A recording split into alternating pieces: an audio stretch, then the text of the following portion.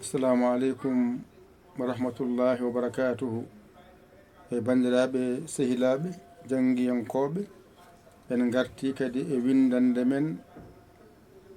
ekko hijjo pular windande wattore 15. hande jangaten ko alkulal wiyetegal ŋagal ŋa holno masirte ko jangete e ŋa e hewde andu ko ni foti so ɗo ɗiggi andu a yalti e majjere ko fati e ŋa. Bisimillah jangen mbaɗen dani gadden kuɗol boɗewol ngol mbawen addu batten ko ay ɗo ko ŋa wondude e ŋa gasi ay ɗo ko an e an ay ɗo ko ŋan e ŋan ɗo timmi garana ɗo mbiya in rangi e ŋi ɗo mbiya in e in ɗo mbiya ŋin e ŋin timmi ɗo mbiyata ko ŋe e ŋe mbiyen ɗo en e en ɗo mbiyen ŋen ŋe wayi mbiyen ŋen ŋen ɗo mbiyen ŋo ŋo ŋo ŋo ɗo mbiyen on on ɗo mbiyen ŋon ŋon ay ŋon ŋon ŋon ɗo mbiyen ŋu ŋu ɗo mbiyen on on ɗo mbiyen ŋun ŋun kasi ngara momten mbawen yide Allah ngal ha laaɓa cer mbawen jangude ko laaɓi cer. Bisimillah Allah mon nani momtima ha laaɓi ay ɗo ko ŋa e ŋa ɗo gasi ɗo ko ŋi e ŋi gasi ay ɗo ko ŋe e ŋe gasi ay ɗo ko ŋo e ŋo gasi ay ɗo ko ŋu e ŋu gasi ngara ɗo mbiya an an ngara ɗo mbiya in in ngara ɗo mbiya en en mbiya ɗo on on ɗo mbiya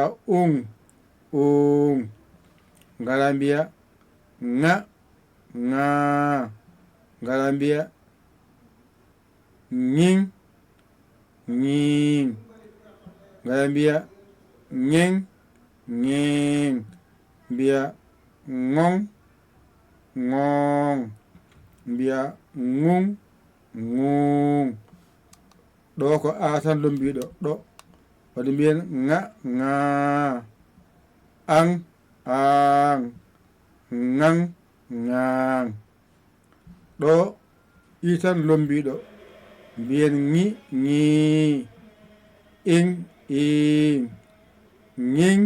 ŋin ɗo ko e tan lombiɗo waɗi mbiyen ŋe ŋe en en ŋen ŋen ɗo ko o tan lombiɗo mbiyen ŋo ŋo on on ŋon ŋon ay ɗo ko u tan lombiɗo waɗi mbiyeten ko ŋu ŋu on ŋun ŋun alhamdulillah windande ekko hijjo pular wattore 15 nanɗon ƴette kuɗi mon e karneji mon mbañitoɗon jangon ɗigga ko haala ko yo nane yo jaɓe yo golle oɗon janga gadde balle mon e jingare mon e jangde he onon wonɓe YouTube jangoɓe toon ɓe mbaɗe balle e jingere onon wonɓe YouTube mbaɗe balle onon wonɓe Facebook mbaɗe balle balle jangde nde no janguira jingane ne ballonde onon janggoɓe hen funnague hirnague rewa worgo kala bawɗo janggude hen waɗa hen ballal ma ko an wone wallede wallu an wone jingane jinggu saɗa jangguine aɗa walle aɗa suuɗo aɗa jangga e nder less hay hunde waɗa hen kono sa waɗi hen ballal ma e walluma sa waɗi hen ballal ma ene walluma wadde wallu hoorema aɗa walle wallu hoorema nen aɗa mbaji mon yo gar yo Allah wallu en nande ko haalte e wadde ko wiya no wiira ko musidɗo mon guiɗo mon saabu Allah Yaya Ly Kola Sénégal alhamdulillahi rabbil alamina an noon jiɗi wadde hen ballal ma mbatta tan ko 00 221 77 906 14 81 mbaɗa Yaya mbaɗa Ly nomba hen so Orange Money so Wave yettoto Western Union MoneyGram yettoto mbaɗa hen ballal ma balla julɓeɓe woto yaw ko joguiɗa ko waɗi hen balla julɓeɓe hay somin gandama an ko andi hoorema hay somin gandama andu hoorema saɗa andi a jangga wadde andu jangguinomo ko neɗɗo romani balla jinga ko musidɗo moon guiɗo moon saabu Allah Yaya Ly Kola Sénégal alhamdulillahi rabbil alamina wassalam.